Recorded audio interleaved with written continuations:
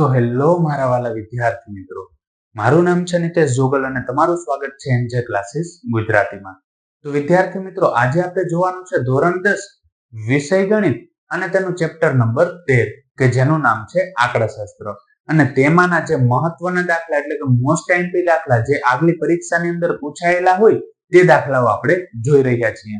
અને આ દરેક દાખલાઓનું જો તમે પીડીએફ જોવા માંગતા હો તો ડિસ્ક્રિપ્શનની અંદર તમને એની લિંક જોવા મળી જશે.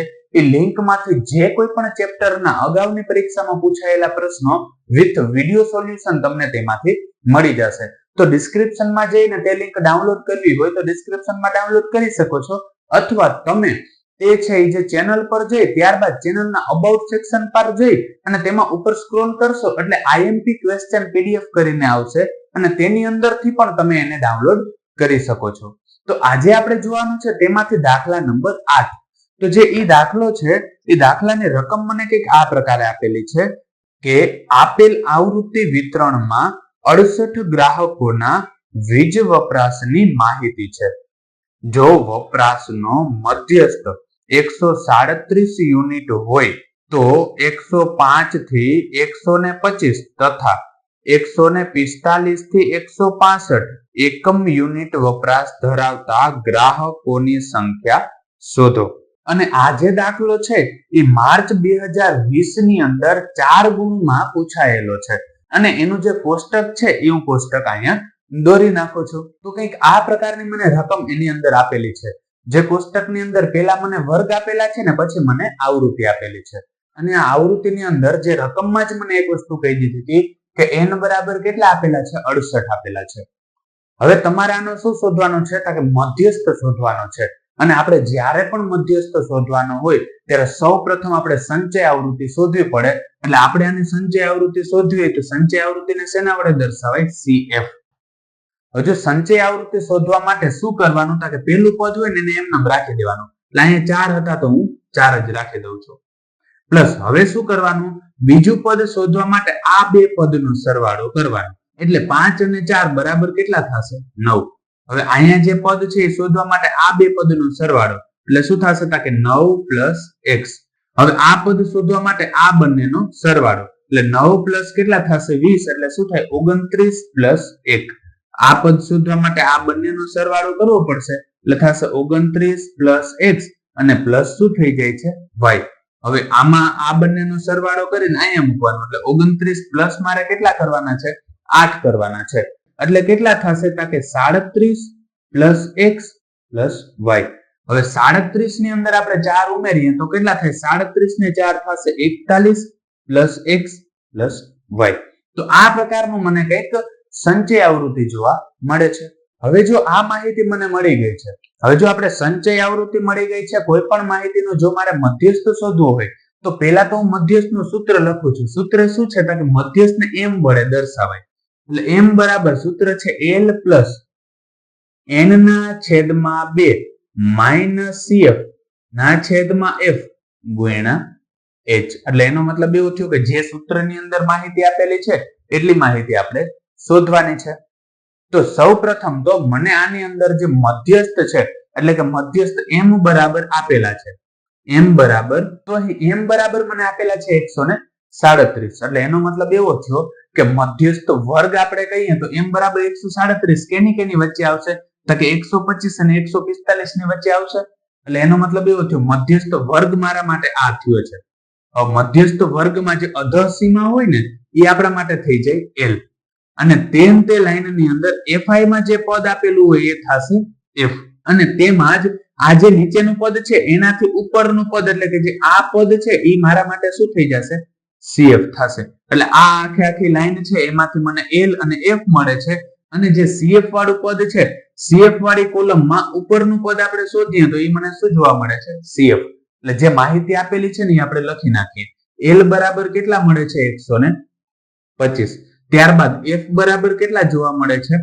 20. ત્યારબાદ આપણે જોઈએ તો cf બરાબર કેટલા આપેલા છે? 9 + x. અને m બરાબર તો મને આપેલા જ હતા એ આપણે અહીંયા લખી જ નાખીએ. m બરાબર આપેલા છે 137. એના સિવાય આપણે કેની જરૂર પડે? n/2. એટલે હું અહીંયા શોધું n/2. n ની જગ્યાએ કિંમત કેટલા આપી હતી? 68 આપી તેને ભાંગા કરીએ 2 તો હવે 68 ભાંગા 2 કરીએ તો શું થાય 8 ના અડધા કેટલા થઈ જાય 4 અને 6 ના અડધા કેટલા થઈ જાય 3 એટલે કેટલા મળે છે 34 એટલે n/2 કેટલા મળે છે 34. ત્યારબાદ હજી મને આપેલું છે h એટલે આપણે જોઈ લઈએ h બરાબર કેટલા થાય તો h કેમ શોધાય ઉધ્વ સીમામાંથી અધર સીમા બાદ કરવાની. ઉધ્વ સીમા 85 છે એમાંથી મારે કેટલા બાદ કરવાના છે 65 બાદ કરવાના છે. હવે 85 માંથી 65 જાય તો કેટલા વધે 20 એટલે h બરાબર કેટલા જોવા મળે છે 20. આ દરેક કિંમતો મને મળી ગઈ છે. હવે જે કિંમત છે એને હું આની અંદર મૂકી દઉં છું અને ત્યારબાદ એનું સાદુરૂપ આપું છું.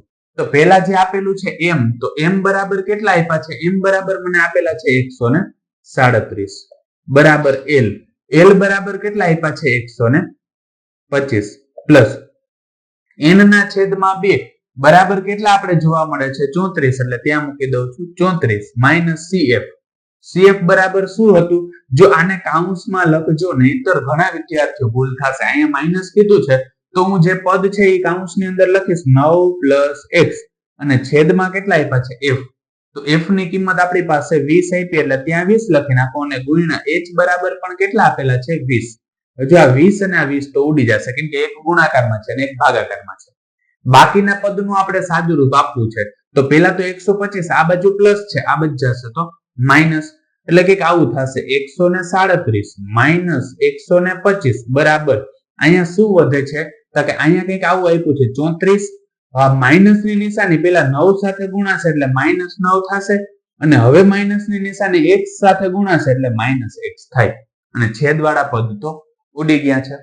હવે આ જેટલા પણ પદ આપેલા છે એનું આપણે સાદું રૂપ આપીએ તો સૌપ્રથમ આપેલું છે 137 એને કેટલા બાદ કરવાના છે તેમાંથી 125 આપણે બાદ કરવાના છે. તો જો બાદ બાકી કરીએ તો 7 માંથી 5 જાય તો વધે 2 અને 3 માંથી 2 જાય તો કેટલા વધે 1 1 માંથી 1 જાય તો 0 એટલે અહીંયા કેટલા મળે છે મને 12 બરાબર 34 માંથી કેટલા બાદ કરવાના છે 9 એટલે કેટલા જોવા મળશે 25 અને માઇનસ શું આપેલું છે x 25 આ બાજુ છે પ્લસ આ બાજુ જાય તો માઇનસ એટલે કંઈક આવું થશે 12 માઇનસ 25 બરાબર માઇનસ x. આનું આપણે સાદું રૂપ આપીએ તો પહેલા તો મોટા પદમાંથી નાનું પદ આપણે બાદ કરવાનું છે તો 25 માંથી કેટલા બાદ કરી નાખવાના છે 12 બાદ કરવાના છે તો જો 25 માંથી 12 બાદ કરીએ જો આ પ્રકારે 25 છે એમાંથી માઇનસ કરવાના છે 12 5 માંથી 2 જાય તો કેટલા વધે 3 અને 2 માંથી 1 જશે તો કેટલા વધશે 1 એટલે કેટલો જવાબ જોવા મળે છે 13 જોવા મળે છે. એટલે અહીંયા થશે 13 પણ મોટા પદની નિશાની માઇનસ એટલે -13 બરાબર -x. બંને પદ માઇનસ છે તો માઇનસ માઇનસ થઈ જશે પ્લસ એટલે x બરાબર કેટલા મળે છે 13. હવે આ x ની કિંમત તો મળી ગઈ. હવે મારે બીજો જે એની ખૂટતી આવૃત્તિ છે શું છે y એને મારે શોધવાના છે. હવે જો ગમે ત્યારે આપણે સંચય આવૃત્તિ શોધીએ તો સંચય આવૃત્તિમાં શું થશે આ દરેક પદનો સરવાળો એટલે કે આ છેલ્લું પદ છે ને ઈ આના બરાબર જ થાય આ જેટલો fi નો સરવાળો છે ને એના બરાબર અને fi નો સરવાળો જે n બરાબર કેટલા આપેલા છે 68 એટલે એનો મતલબ એવો થયો કે આ આખા પદનું સાદું રૂપ આપીએ તો બરાબર કેટલા આવતા હશે 68 આવતા હશે. એટલે પહેલા તો હું અહીંયા પદ લખી નાખું છું. પદ શું આપણે લખી શકીએ તો પહેલા જે આપેલું છે આ જે 41 + x + y બરાબર કેટલા લખું છું 68 કેમ કે આનો જવાબ ફાઇનલ અહીંયા કેટલો આવતો હશે 68 જ આવતો હશે. તો જો સાદું રૂપ આપીએ તો અહીંયા શું થશે 41 + x + y બરાબર કેટલા આપેલા છે 68. હવે x ની કિંમત મને મળેલી છે એ કિંમત અહીંયા મૂકી દઉં છું તો 41 + x ની કિંમત કેટલી છે 13 + y બરાબર કેટલા થશે 68. આ બંને પદનો સરવાળો કરું તો 3 ને 1 કેટલા થઈ જાય 4 અને 4 ને 1 કેટલા થઈ જાય 5 + y બરાબર કેટલા આપ્યા છે 68.